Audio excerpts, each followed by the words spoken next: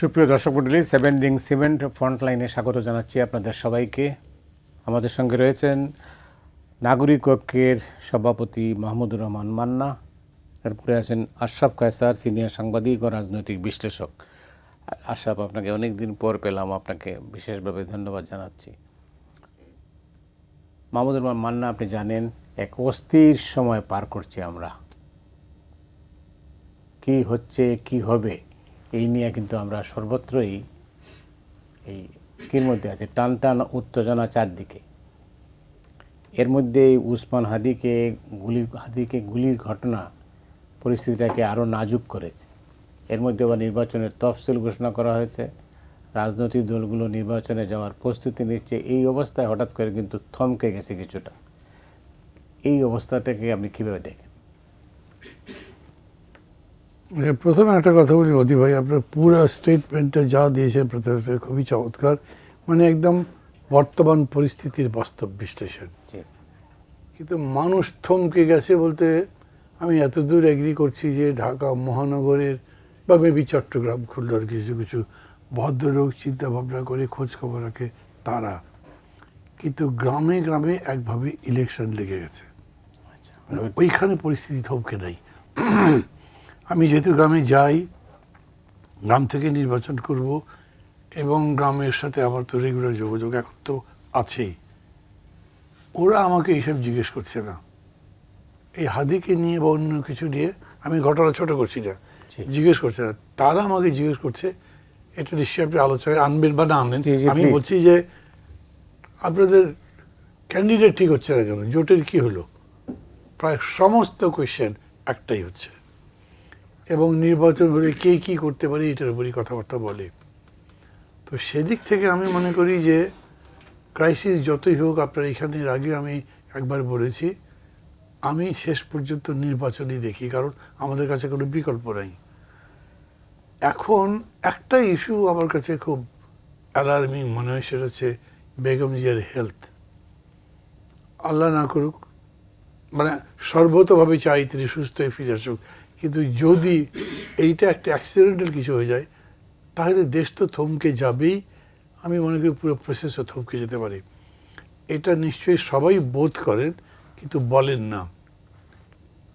এইটার প্রেক্ষিতে ধরেন বিএনপি তাদের জন্য বেশ ত্রিশঙ্ক অবস্থা হয়ে গেছে, কেন যে তারা বুঝছে নির্বাচনটা হলেই তারা ক্ষমতায় যেতে পারে, তার মানে দেশটা কন্ট্রোল করতে পারে। যত ক্রাইসিসের কথা বলছি তখন সেগুলো তারা হ্যান্ডেল করতে পারে, কিন্তু এখন কোনোটার উপর তাদের পুরা কন্ট্রোল নাই। তো সেদিক থেকে তারা চায় যে তাড়াতাড়ি নির্বাচন হোক। আবার বেগম জিয়ার এরকম স্বাস্থ্যের অবস্থা, তো তারা ওইটাকেও ডিনাই করতে পারছে না, মানে দুটোকে ইকুয়েট করা তাদের জন্যে আমার কাছে বেশ কষ্টকর মনে হয়।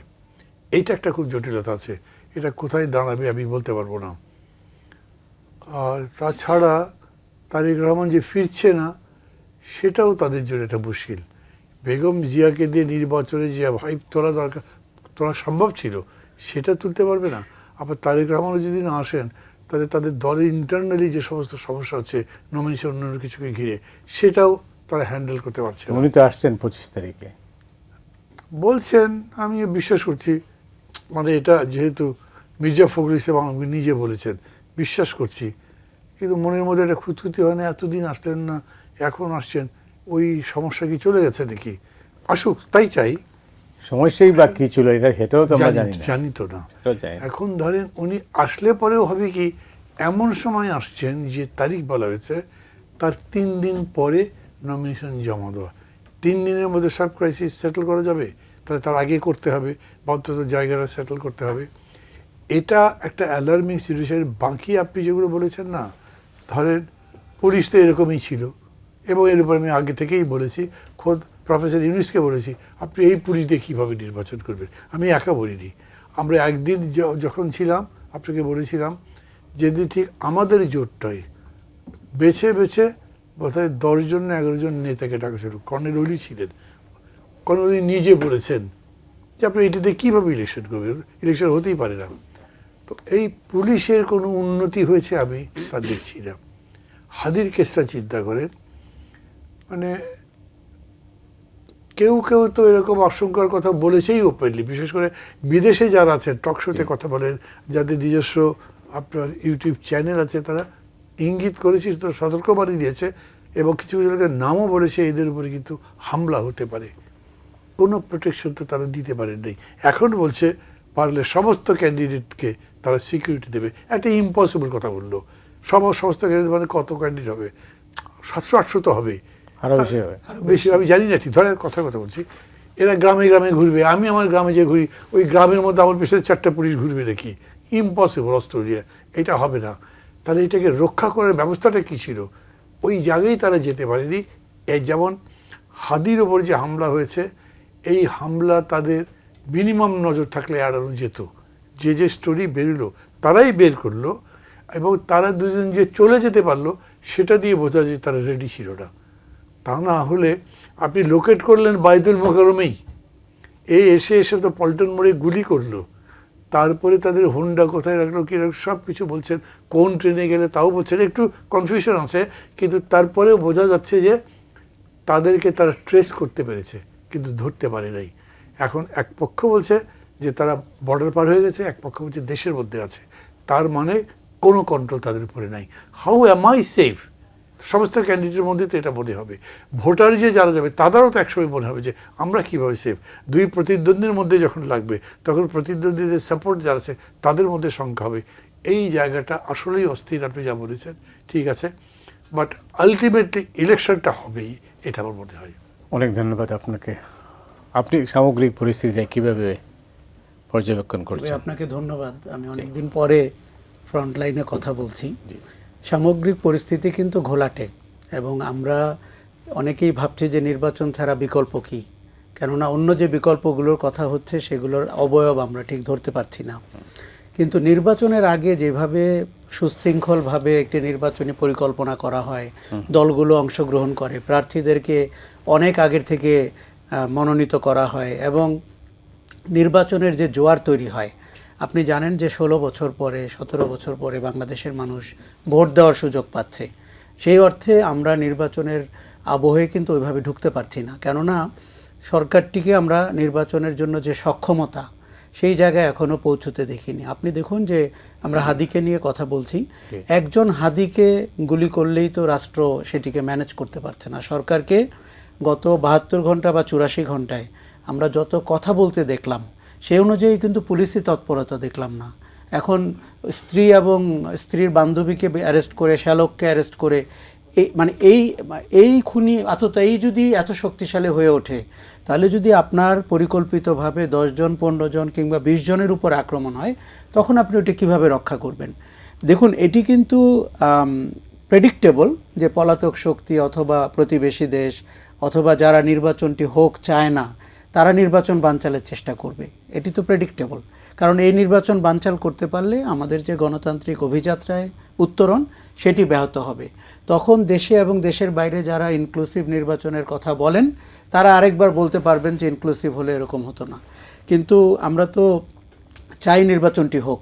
কিন্তু সরকারকে দেখুন, স্বরাষ্ট্র উপদেষ্টার কথাবার্তা, তার বডি ল্যাঙ্গুয়েজ এবং যেইভাবে সরকার ব্যবহার করছে আইনশৃঙ্খলার সাথে, এটি একেবারে মানানসই হচ্ছে না নির্বাচনের মতো এত গুরুত্বপূর্ণ বিষয়। দ্বিতীয় হচ্ছে, এখন তো প্রশাসন নির্বাচন কমিশনের হাতে চলে যাবে। নির্বাচন কমিশনকে আমাদের তার জন্য যোগ্য এবং দক্ষ মনে হচ্ছে না, কেননা প্রধান নির্বাচন কমিশনার আজকে যে মন্তব্য করেছেন যে এরকম 2-4টি ঘটনা ঘটতে পারে, উনি উচ্চতা বুঝতে পারছেন না, গুরুত্ব বুঝতে পারছেন না। হাদির সাথে আপনার কিন্তু একমত হতে হবে না। হাদিকে কেউ কেউ হটকারীও মনে করতে পারে, তার অনেক বক্তব্য কিন্তু আপনি সমর্থন নাও করতে পারেন, কিন্তু সে তো poster child of July revolution. সে তো ওই জায়গার থেকে অন্তত গত 16 মাস ধরে অন্য অনেকের মতো পথ না হারিয়ে জুলাইয়ের যে বাণী, জুলাইয়ের যে চেতনা, সেটিকে ধরে রাখার চেষ্টা করেছে। তার পথ নিয়ে আপনার বিতর্ক থাকতেই পারে, কিন্তু তার সাহস, তার প্রতিবাদের ভাষা, এগুলো নিশ্চয়ই সমাজে জীবিত থাক, এটা আমরা চেয়েছি। কিন্তু আমরা অনেককেই কিন্তু ওই জায়গায় দেখিনি, বড় দলগুলোকে তো আর দেখছিই না। এমনকি তরুণদের দলকেও কিন্তু আমরা বিভিন্নভাবে কম্প্রোমাইজ করতে দেখেছি। কেউ উপদেষ্টা হয়ে গেছেন, কারো বিরুদ্ধে অর্থনৈতিক দুর্নীতির অভিযোগ উঠেছে, কেউ এমন শোডাউন করেছেন দেখে আমাদের মনে হয়েছে পুরনো রাজনীতি। ফলে নতুন বন্দোবস্ত বলে যে স্বপ্নটি বাংলাদেশ দেখেছিল সেই জায়গায় বাংলাদেশ কিন্তু এখন নাই। পুরনো রাজনীতি আমাদেরকে জেঁকে বসেছে, পুরনো রাজনৈতিক কৌশলে আমরা নির্বাচনে যাচ্ছি, পুরনো রাজনীতির প্রার্থীদেরকেই আমরা মূলত নির্বাচনে পাচ্ছি। কাজেই এই জায়গাটিতে আমি যদি একজন সাধারণ নাগরিক হিসাবে দেখি, আমি জুলাই থেকে কি পেলাম? আমি কিন্তু শেখ হাসিনার পরিবর্তে আরেকজন মানুষকে প্রধানমন্ত্রী চাইনি। আমরা চেয়েছিলাম পরিবর্তন হবে পদ্ধতির, যেখানে আপনি জবাবদিহিতার আওতায় থাকবেন, যেখানে দুর্নীতি কমবে, যেখানে অন্তত একজন সিটিজেন আগের চেয়ে আরেকটু মর্যাদা পাবে। এখন আমি দেখতে পাচ্ছি নির্বাচন কমিশনকে আমি সত্যিই চাই আমার এই কথাটি ভুল প্রমাণিত হোক, তাদেরকে দিয়ে নির্বাচন অনুষ্ঠানের যে বড় গুরু দায়িত্ব, এই ভঙ্গিতে আমি তাদেরকে দেখতে পাচ্ছি না। এই হত্যা চেষ্টা কিন্তু তাদেরকে গুরুত্বের সাথে নিতে হবে। আমরা তো এখনো ভাবতেই পারছি না যে নির্বাচনের আগে দলগুলোর অন্তর্দ্বন্দ্বের অবস্থা কি হবে, দলগুলোর একে অন্যের সাথে কোন দলের কি হবে। আপনি গত 16 মাসে খেয়াল করেছেন যে বড় দলগুলো একে অন্যের সাথে কি ধরনের ভাষা ব্যবহার করেছে। হাদির ঘটনায় আমরা কিন্তু প্রথম কয়েক ঘন্টা প্রতিদ্বন্দ্বী প্রার্থীকে অভিযুক্ত হতে দেখেছি। আপনি ভাষা দেখেছেন ঢাকা মেডিকেল কলেজে কি হয়েছে। এই সুযোগগুলো যারা নিবে তারা তো প্রস্তুত আছে। এইখানে বিভক্তি হচ্ছে এই ক্যাম্পে। এই বিভক্তি দূর করে এখন প্রধান উপদেষ্টার কাছে গিয়ে যমুনাতে গিয়ে আপনি একটা শপথ পাঠ করলেন যে আমরা এই চেতনার সাথে একমত আছি, কিন্তু মাঠের পরিস্থিতি তো তা না। কাজেই নির্বাচনের অনিশ্চয়তা কাটছে না, আর নির্বাচনের অনিশ্চয়তা যতদিন কাটবে না ততদিন কিন্তু আপনার মনে রাখতে হবে যে সুযোগ যাদের নেওয়ার কথা তারা নিতে শুরু করবেন। এখন হাদিকে যারা গুলি করলো, আপনি পৃথিবীতে আপনি অস্ট্রেলিয়ার দিকে তাকান যে বন্দুকবাজকে কিভাবে অ্যারেস্ট করলো। কোনো রাজনৈতিক দল কি তার পক্ষপাত নিয়ে কথা বলেছে, একে অন্যকে দোষারোপ করেছে? ঘটনা তো ওরকম ঘটে নাই। পুলিশ এগুলো জানে, তারা এলাকা কর্ডন করে ফেলবে, মোটরসাইকেল কোন দিক দিয়ে যাবে কি যাবে না। পুলিশকেও আমরা দেখলাম যে রাজনৈতিক বক্তব্য দেওয়া শুরু করেছে, তাদের কারো কারো রাজনৈতিক বক্তব্য আবার রাজনীতিবিদরা ব্যবহার করেছেন। বিজেপি আপনার বলছে যে বর্ডার ক্রস করেনি। বাংলাদেশের ভারতের সীমান্তে সত্যিই কি বিজেপির কোনো দখল আছে যে কে বর্ডার ক্রস করে? সম্ভব না, এটি কখনো সম্ভব না। এই বাস্তবতা আমরা না মেনে আমরা আরেকবার আওয়ামী লীগের শাসনামলের বা শেখ হাসিনার যে মেকি ইমেজ, যে ভাবমূর্তি বলে একটি শব্দ তৈরি হয়েছিল, সব কিছু ভাবমূর্তি, সমালোচনা করা যাবে না, কথা বলা যাবে না, ভোট হয়নি বলা যাবে না, ধরা যাবে না, ছোঁয়া যাবে না। তো এই ধরা যাবে না, ছোঁয়া যাবে না ভাবমূর্তিতে আমরা আবার পড়ে গেছি। সব বাহিনী, সরকার, উপদেষ্টা সবাই কেন যেন মনে হচ্ছে যে কথার ছলছাচুরি দিয়ে আপনাকে আর আমাকে বিভ্রান্ত রাখতে চাচ্ছে। দেখুন, এই রাষ্ট্রের যে স্বার্থ, এই লোকগুলো তো চলে যাবে। যারা উপদেষ্টা হিসাবে দেখছেন তারা নিশ্চয়ই ব্যাগট্যাগ গুছিয়ে রেখেছেন, বিপদ দেখলে কোথাও চলে যাবেন। কিন্তু ফেলে যাবেন কি? ফেলে যাবেন রাজনৈতিক অনিশ্চয়তা, ফেলে যাবেন বাংলাদেশের পরিস্থিতি যেটি হতে পারত সেই সম্ভাবনার জায়গায় বাংলাদেশ যেতে পারলো না।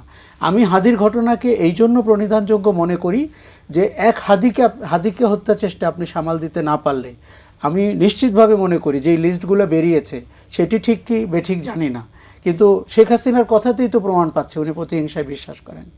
উনি বারবার বলছেন যে 200 এতটি বাড়িঘরের ঠিকানা পেয়েছি, অতএব ব্যবস্থা নিতে।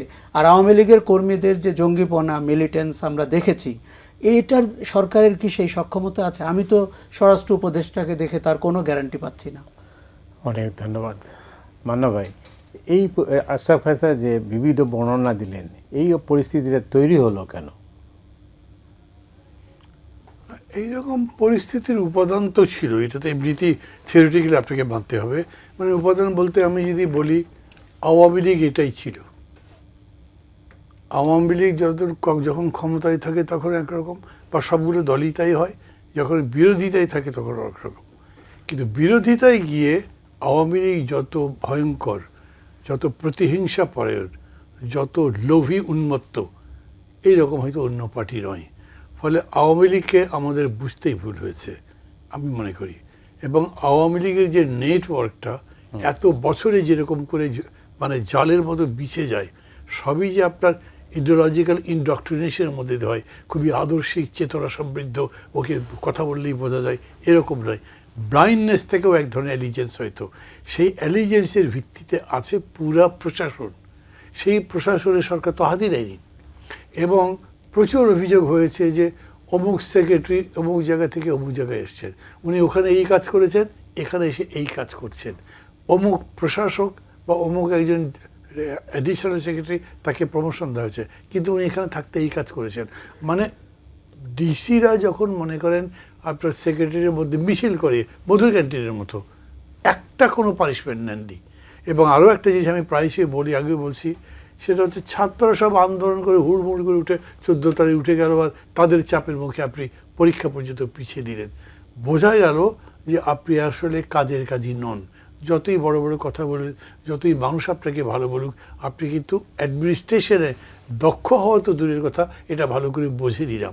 খুব অল্প দিনের মধ্যে কথা আসছে যে আপনি এনজিও ভালো বোঝেন, হয়তো আপনি হয়তো একটা কি বলে অর্থনৈতিক প্রোগ্রামের উপরে কাজ করতে পারেন, কিন্তু রাজনীতির বিষয়ে আপনার কোনো আন্ডারস্ট্যান্ডিং নেই। আগে তো অন্যান্য বিষয়গুলোর মধ্যে ছিল, কোনো ব্যক্তিগতভাবে বলছি না। তাহলে ধরেন এত বড় অভ্যুত্থানের পরে যে কাউন্টার একটা বিষয় হতে পারে, রেভলিউশন আমরা বলি কাউন্টার রেভলিউশন হয়, কু হলে কাউন্টার কু হয়, তো অভ্যুত্থান হলে তারও তো কাউন্টার প্রচেষ্টা তো হতেই পারে। সেটা একদম ওপেন ছিল, ওইটা আপনি হ্যান্ডেল দেশের অভ্যন্তরে বা দেশের বাইরে কোনো জায়গাতে করতে পারেননি, তারা এগুলো ছড়াতে থেকেছে। আর তারপরে কথা হচ্ছে, এত বড় একটা ঘটনা ঘটলো যখন আপনি পুলিশকে পাবলিক মেরে গাছে লটকে রাখলো, এগুলো কত বিভৎসতা তাকে আমি বুঝি না। তখন হয়তো আমার আক্রোশে, আমার রাগে আমি কাজ করেছি, কিন্তু আমি যখনই সুস্থ মাথায় ভাবছি, তখন তো আমার বুঝতে হবে যে এটা একদম চূড়ান্ত একটা আইন শৃঙ্খলার অবনতি হয়েছে, এটাকে আবার আগে জায়গায় ফিরিয়ে আনতে হবে। এবং কীরকম করে ফিরিয়ে আনা যায়, সেটা কেবলমাত্র প্রশাসনিক অর্ডার দিয়ে হতে পারে না।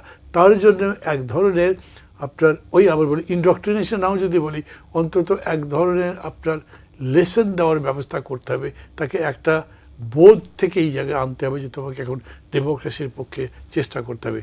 মোটেই করা হয়নি। ফলে পুলিশ এখন পর্যন্ত অলমোস্ট ইনঅ্যাক্টিভ আমি মনে করি।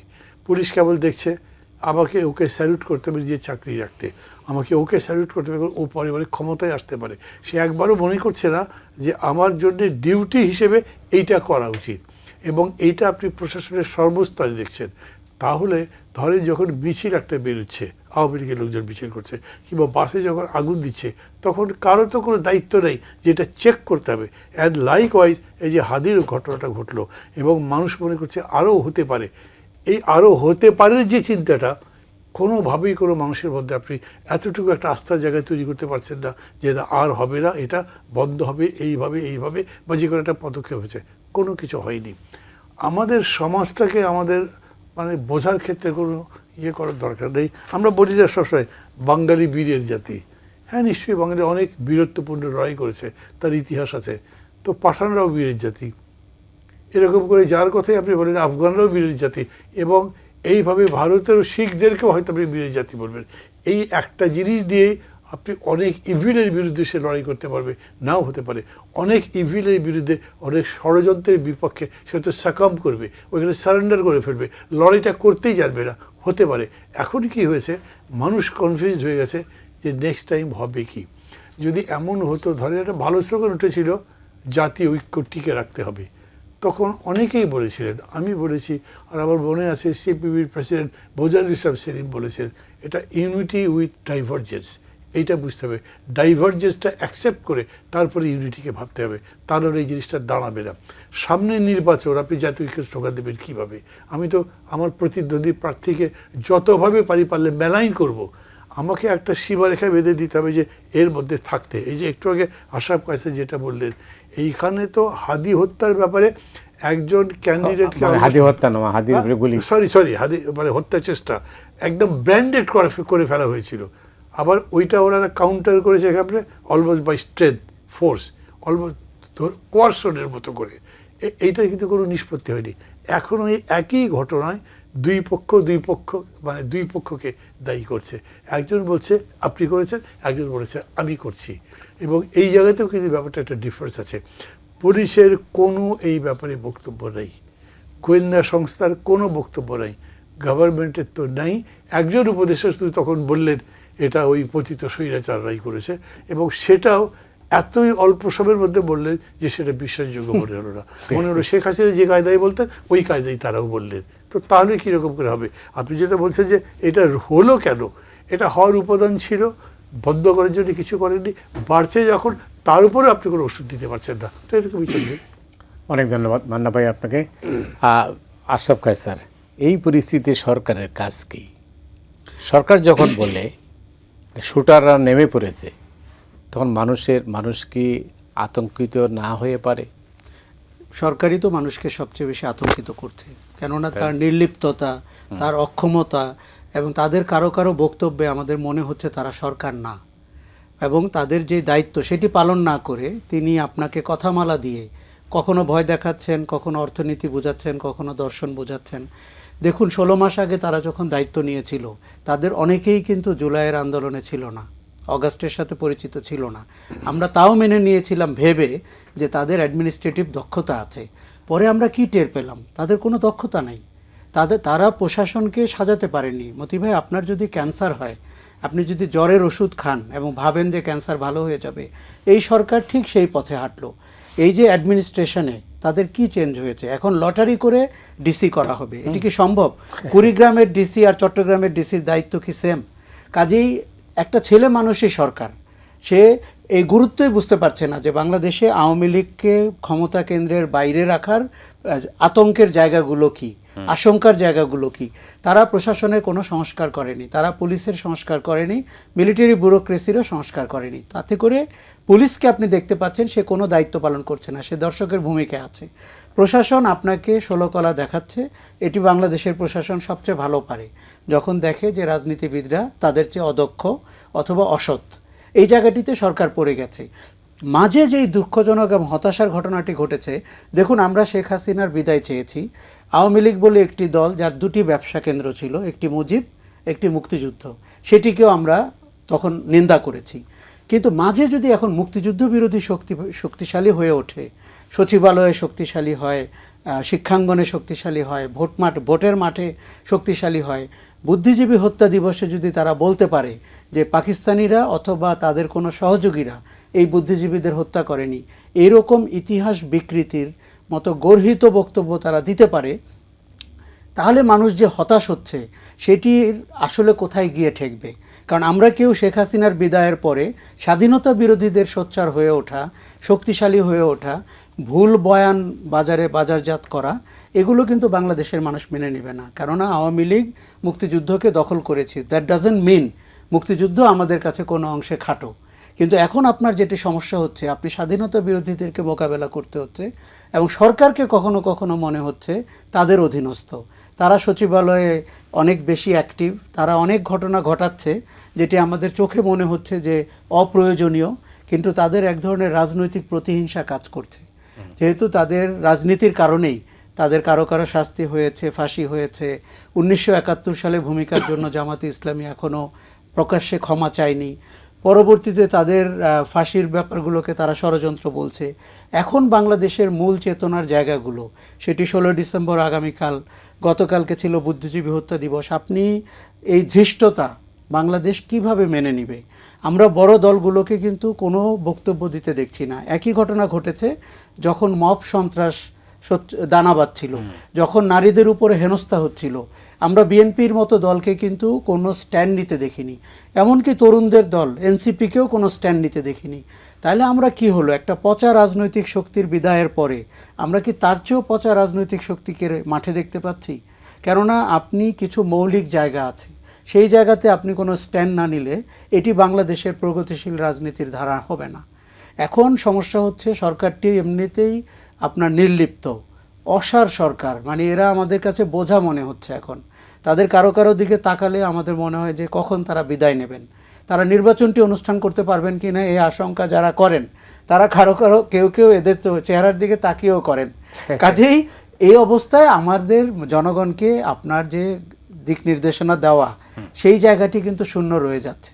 আমার আতঙ্ক বা ভয়ের জায়গাটি মনে হচ্ছে যে এই যে আরও গুপ্ত খুন হতে পারে, আরও আক্রমণ হতে পারে, এটি কি সরকার বলতে পারে? ঘাতকরা নেমেছে রাস্তায়, কাকে আপনি বলছেন এই কথা? ঘাতকরা যদি রাস্তায় নেমে থাকে, আপনি চেয়ারে বসে আছেন কেন?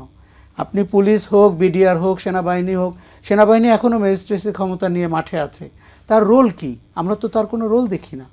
কাজেই এটি একটি নির্লিপ্ত সরকার, যার কোনো সমালোচনা তারা কানে নেন না, তাদের কোনো ইমপ্রুভমেন্ট হয় না, তাদের কোনো রদবদল হয় না। একজন উপদেষ্টা আরও 2টি মন্ত্রণালয়ের দায়িত্ব পান, তাকে বেশ খুশি খুশি মনে হয় দেখলে। কারণ তারা তো দায়িত্বটি নিচ্ছেন না, তারা তো পদবি নিচ্ছেন, ভবিষ্যতে ব্যবহার করবেন। আমি 3টি মন্ত্রণালয়ের দায়িত্বে ছিলাম। ভয়ঙ্কর সময়ের ভিতর দিয়ে কিন্তু আমরা যাচ্ছি, ভয়ঙ্কর সময়। এই এখন যে পরিস্থিতি বিরাজ করছে মান্না ভাই, তো এটা একটা, আমরা যদিও বলি যে বিপ্লবের পরে এটা প্রতি বিপ্লব হয়, বিপ্লব অভ্যুত্থানের পরে আরেকটা পাল্টা অভ্যুত্থান হয়, পরিস্থিতি কিন্তু সেই দিকে যাচ্ছে বলে আপনার কি মনে হয়, আপনার দীর্ঘ রাজনৈতিক অভিজ্ঞতা দিয়ে? না, আপনি টার্মিনোলজি যেটা বলছেন সেটা তো এটা নয়। বিপ্লবের পরে প্রতি বিপ্লব, প্রথম কথা হলো যে এটা কোনো বিপ্লব তো হয়নি। আচ্ছা, বিপ্লবের দিকে যাচ্ছিল, এটা বিপ্লব হতে পারতো, কিন্তু আপনার পলিটিক্যাল ডিসিশন ছিল না, তাহলে বিপ্লব হবে কেমনে? আপনি একটা গ্রুপ থেকে বা একটা ক্লাস থেকে আর একটা ক্লাস নেয়নি ক্ষমতা, বা একটা কোয়ালিটি থেকে আর একটা কোয়ালিটি দিয়ে আপনি উত্তরণের চেষ্টা করেননি। আপনি বলেছেন নতুন বন্দোবস্ত, নতুন বন্দোবস্ত মানে কি তার কোনো ব্যাখ্যাই নাই। এখন যে আমরা বলি পুরনো রাজনীতি চাই না, এটুকু আশরাফ কয়েসারা বললেন, আমি ভাবছিলাম পুরনো রাজনীতি মানে রাজনীতিতে তো একটা প্যাটার্ন আছে, সেই প্যাটার্নেই চলছে, তার মধ্যে কোয়ালিটি যুক্ত হয়নি যাতে আপনার ডিফারেন্ট মনে হতে পারতো। কিছু কিছু উপাদান কিন্তু ছিল প্রথম দিকে, সেই জন্যে এইটা আর একটা সরাসরি যে কাউন্টার কোনো কিছুতে টার্ন করবে সেটা দেখেননি। কিন্তু আলটিমেটলি কী হয়েছে, যারা অভ্যুত্থান করেছেন তারাই যে ভূমিকা পালন করেছেন সেটাই প্রশ্নবিদ্ধ হয়ে গেছে। মানে ধরে যে এনসিপির একটা কথা, খুবই অল্প কথা সে বলল, কিন্তু তারপরে আমি বলছি যে এনসিপি কী করেছে, মানুষের কত বড় আশা ছিল ওই দ্বিদলীয় রাজনীতির যে ধারাটা চলছে এটা বাদ একটা নতুন ধারা তৈরি করবে, এবং কিন্তু এরা যেটা করলো সেটা বরঞ্চ তারা যা করেছিল তাকেই কবর দেওয়ার মতো একটা জায়গাতে ধীরে ধীরে এলো। ওই বিকাশটা হতে পারলো না। কিন্তু পরে মান্না ভাই আপনার কাছে ফিরবো বিরতির পর। ওকে, দর্শকরা বিরতি যাচ্ছি, ফিরছি খুব তাড়াতাড়ি, আমাদের সঙ্গেই থাকুন।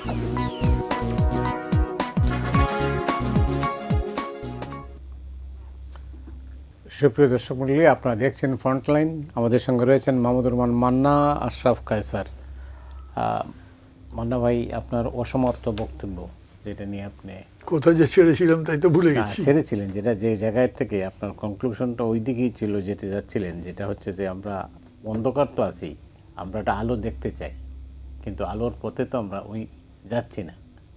আমরা সুড়ঙ্গের ওই পারে আমরা আলো আছে হয়তো, কিন্তু আমরা ওই পর্যন্ত যেতে পারছি না। মোদি ভাই, লিঙ্কটা যেরকম করে ধরেন বক্তৃতার কথা বলে শুরু করেছিলাম, ওই জায়গাতে আমি এখন আর যেতে পারবো না, আমি ওই জায়গায় নাই।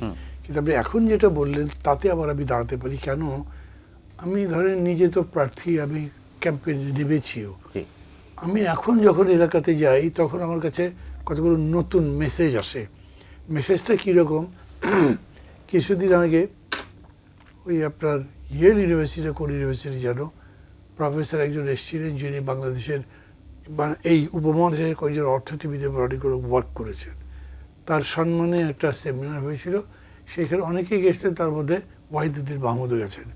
উনি বক্তৃতায় বলেছিলেন এখন রাজনৈতিক দলগুলোকে আর আগের মতো থিওরি দিয়ে, ন্যারেটিভ দিয়ে চেনার উপায় নেই, এখন তাদের প্রোগ্রাম দিয়ে চিনতে হবে। আমার কাছে এই কথাটা হঠাৎ করে খুব অ্যাকসেপ্টেবল লাগে।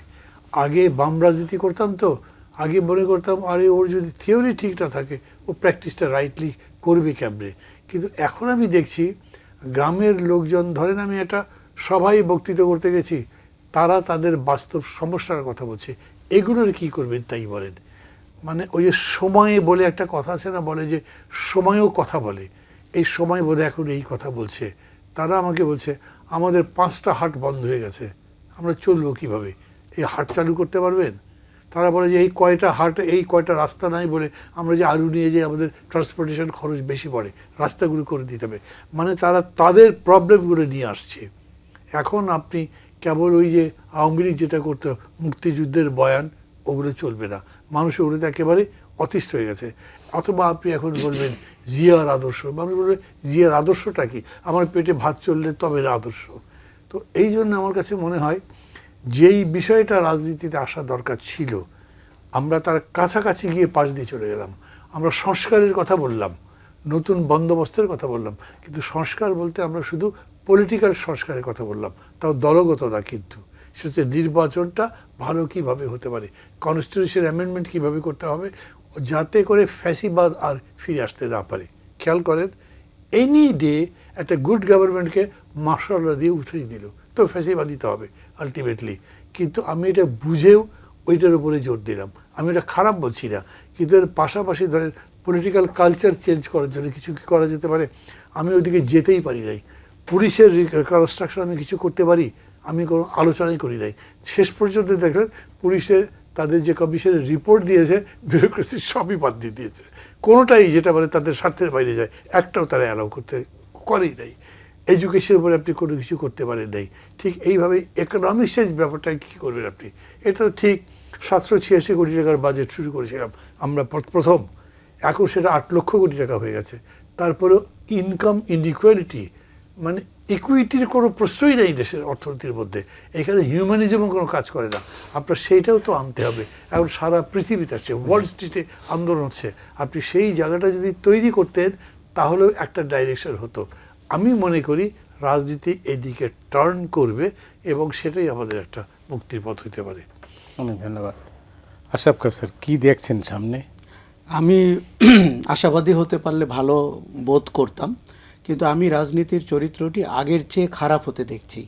কথা ছিল জুলাইয়ের পরে আপনি হাসিনার পতন থেকে শিক্ষা নিয়ে, আওয়ামী লীগের দুঃশাসন থেকে শিক্ষা নিয়ে বড় দলগুলো বা বড় জাতীয় নেতারা তারা আরেকটু ইতিবাচক, গঠনমূলক, ভবিষ্যৎমুখী রাজনীতি, কেননা সমাজ বা রাষ্ট্রকে রাজনীতি চালায় এবং এটি আমরা চাই, রাজনীতিবিদরাই দেশ চালাক, আর কেউ না।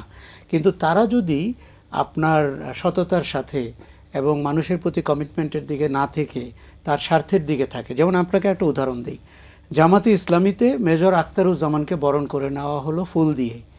এই মেজর আখতারুজ্জামান আমরা 40 বছর ধরে 30 বছর ধরে জানি 5 বার বিএনপি থেকে বহিষ্কৃত, পচা গলা একটা রাজনীতির চরিত্র।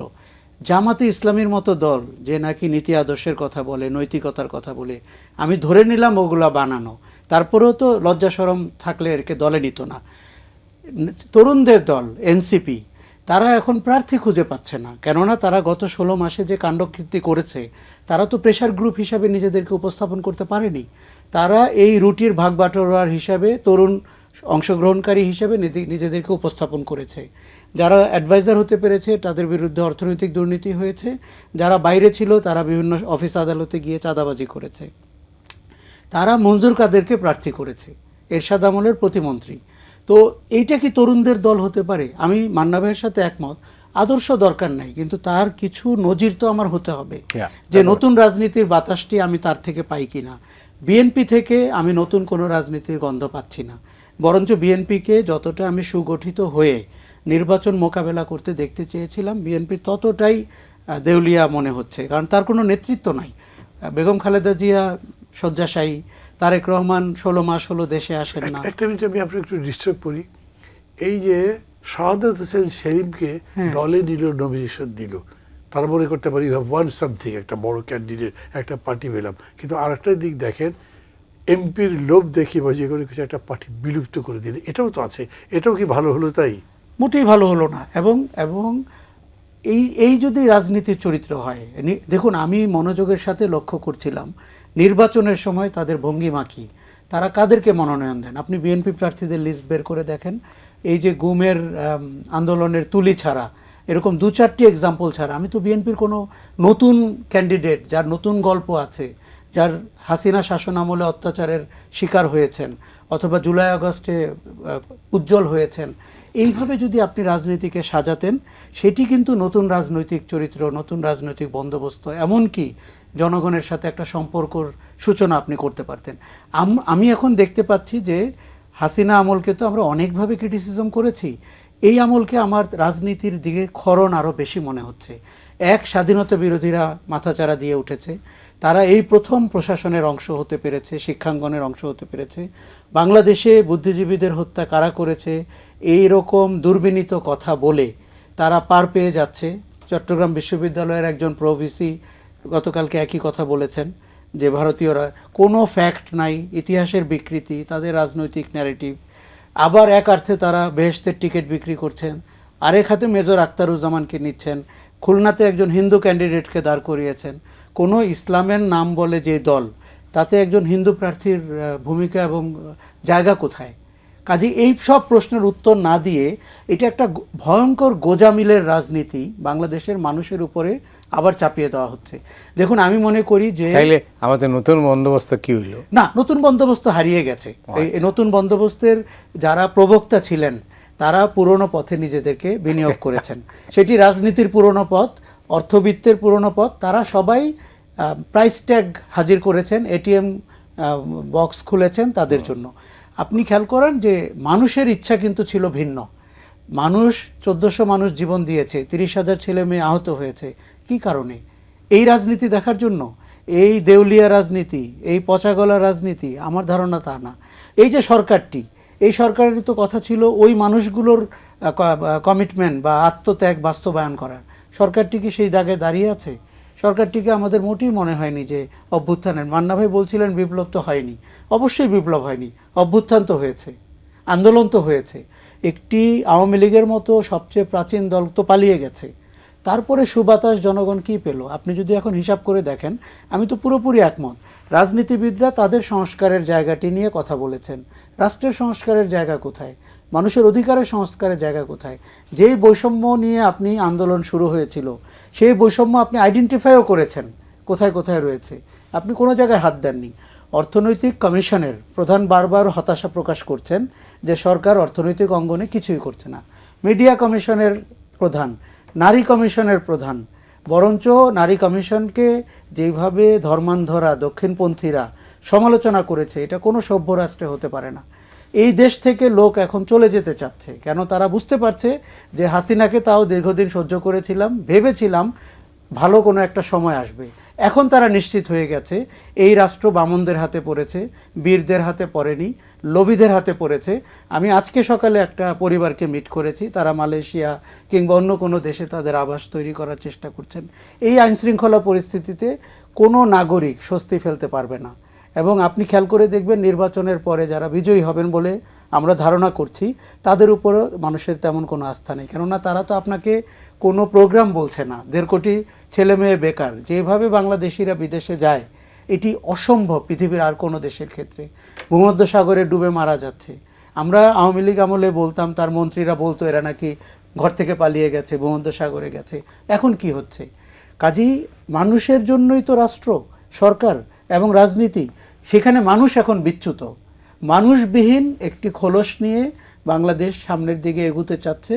এবং আমাদের যারা প্রকৃত জনগণ, যাদের তেমন কোনো দলের প্রতি অন্ধ সমর্থন নাই, তারা এই রাষ্ট্রের উপরে আস্থা রাখতে পারছে না, এই আইন শৃঙ্খলার উপরে আস্থা রাখতে পারছে না। অনেক ধন্যবাদ মান্না ভাই। দুঃখের সঙ্গে বলতে হয় আমরা কেন লড়াইটা করলাম? এই প্রশ্নের জবাব মানে এটা তো আপনি ধরেন স্বাধীনতা যুদ্ধ থেকে বলতে পারেন, ভাষা আন্দোলন থেকে বলতে পারেন। কোনো লড়াই তার ওরকম পরিণতি পেয়েছে এরকম তো এখানে নাই, কোনো লড়াই। আবার এরকম যদি বলেন যে তার মানে সব লড়াইকে এরকম ব্যর্থ হয়, প্রশ্নই আসে না। অনেক দেশ লড়াই করে বিপ্লব করেছে, পরিবর্তন করেছে, দেশ বদলে দিয়েছে, অনেক দেখছি। এই যে ধরেন ভিয়েতনাম, এত বড় লড়াইয়ের পর ভিয়েতনাম তো মানে র্যাডিক্যালি চেঞ্জ করছে। আমরা তো দেখে শিখছি না। আমরা খালি ভিয়েতনাম কেন, এশিয়ার বহু দেশ তো এখন আসলে বলে এশিয়ান টাইগার হয়ে গেছে অনেকগুলো। আমরা কিছুই হতে পারলাম না। জাপান, জাপানও তো হ্যাঁ, জাপান তো মানে একটা ফ্রম ওই যে বলে কি ডেব্রিজ টু ইয়ে আর কি, from Ashes to even Sri Lanka আমাদের চোখের সামনে কিন্তু দেউলিয়া অবস্থা থেকে অর্থনীতি পুনর্গঠন করলো, রাজনীতি পুনর্গঠন করলো, এমনকি নির্বাচন করে এমন প্রতিনিধি সামনে আনলো। নেপাল তো করতে 3 মাস আগে, সেখানে কিন্তু আপনার সংস্কারের কার্যক্রম যতদূর তারা চেয়েছিল সেটি বাস্তবায়ন। আমাদের সমস্যা হচ্ছে কি অদ্ভুত একটা অভিপ্রায় আমরা দাঁড় করাই, যার কোনো শেষ নাই, তার কোনো শুরুও নাই। মানে এইখানে আমি বলি ধরেন শ্রীলঙ্কার মানে উদাহরণ যদি নেন, আমরা যে সংস্কার করে জান দিয়ে দিলাম, শেষ পর্যন্ত মিলতেও পারলাম না ঠিক মতো। অথচ তারা কোনো সংস্কারের কথা বলে নাই, তারা শুধু মনে করছে ইলেকশনটা ঠিক মতো করতে পারলেই হয়। এবং আমার এখন মনে হয় বাংলাদেশের জন্য এটাই সবচেয়ে বড় টার্গেট হচ্ছে ছিল যে একটা ফেয়ার ইলেকশন করবো, শুরুতেই করে দিলি। এটা যদি করতে পারতাম আমরা, তারপরে যারা আসতো সবাই মিলে তাকে ধরে একসাথে মিলে আমরা দেশটা বদলাবার চেষ্টা করতাম। এখন এই কথা যদি বলি তাহলে এই যে নতুন বন্দোবস্ত বললো না, আচ্ছা বন্দোবস্তটা কি বলতো, আমার ভালো লাগে না। বন্দোবস্তটা কি বন্দোবস্ত হতো? আমি তো আগের বন্দোবস্তে আপনারা তো স্লোগান দিয়েছেন এটা। দিয়েছি তো, কিন্তু সেটার মান অনেক সময় না স্লোগান দিয়েছি তখন একটা মানে বুঝে দিয়েছি, কিন্তু পরে গিয়ে তার কদর্থ হয়ে গেছে, অন্যরকম অর্থের মধ্যে ঢুকতে পারি নাই, তখন সব স্লোগান বদলাতেও পারি নাই, কিন্তু হয়তো আমাদের বদলানো দরকার ছিল। এখনও পরিস্থিতি যেটা, এই সময় ধরেন যদি এমন হতো যে দুটো দল, মানে বড় দল হিসেবে তো এখন বিএনপি আর জামাত ইসলামের কথাই তো আসছে, এই দুটো দল বলতো যে চলেন একটা ইলেকশন করি, কাম হোয়াট মে আমরা অ্যাকসেপ্ট করবো, আপনারা যা বলেন, তারপরে আমরা এইভাবে এই দেশটা করবো, একটা ফুল ফ্লেজেড প্রোগ্রাম লাগবে। আপনি কি চাইলে দুর্নীতি বন্ধ করতে পারেন না? পারেন। আপনি কি চাইলে ইকুইটেবল ডিস্ট্রিবিউশন করতে পারেন না? পারেন। আপনি এখনো প্রোটেকশন বাড়াতে পারেন না? আমি আবার বলি মতি ভাই, কত 740 না 780 টাকা বাজেট ছিল না প্রথম বাজেটটা, 740 কোটি টাকার বাজেট 8 লক্ষ কোটি টাকা হয়ে গেছেন আপনি, তারপরে কিন্তু আপনি ভাবতে পারছেন না। তার মানে আগামী দিনে আরও অনেক কিছুই ডেভেলপ করবে, আপনার ইকোনমি আরও বড় হবে, কোয়ালিটেটিভ হবে, কিন্তু শোষণ নির্যাতন যাবে না, বঞ্চনা যাবে না, মানুষের দুঃখ কষ্ট যাবে না। যার শুরু নাই তার শেষও নাই, আমরা আছি এই অবস্থায়। দেখা যাক কি অবস্থা কি দাঁড়ায়, ভবিষ্যতে আরও আবার আলোচনা হবে। আশরাফ কায়েস স্যার আপনাকে অনেক ধন্যবাদ, মান্না ভাই আপনাকে ধন্যবাদ। দর্শক মণ্ডলী আজ এ পর্যন্তই, আপনারা সবাই ভালো থাকুন।